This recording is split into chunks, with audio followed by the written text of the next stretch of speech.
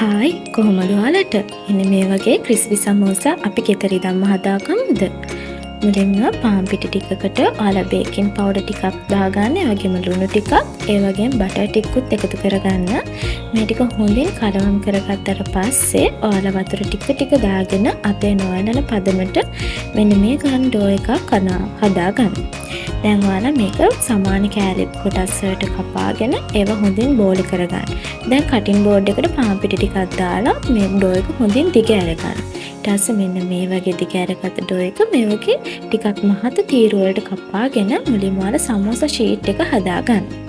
අද මම මේකේ ෆිලින් එක විදිහට දාන්න යන්නේ සීනි සම්බර්. මම මුලින්ම ලුණු ටිකක් කපා ගන්නවා. කපාගත්ත ලුණු වලට කෑලි මිරිස් ටිකක්, සීනි ටිකක්, ඒ වගේම ලුණු කුඩු ස්වල්පයක්, ඒ වගේම කහ කුඩු ටිකක් එකතු කරගෙන මේ ටික හොඳින් කලවම් කරගෙන ටෙම්පරාදු කරගන්න. දැන් අපි හදාගත්ත සීනි සම්බල් එක මේ විදිහට සමෝසා ෂීට් එකේ දාගෙන මේ විදිහට ත්‍රිකෝණාකාරව නමාගෙන කෙළවරේ දිය කරගත්ත පාන් පිටි පොඩ්ඩක් ගාගෙන සමෝසා එක හොඳින් අලව ගන්න.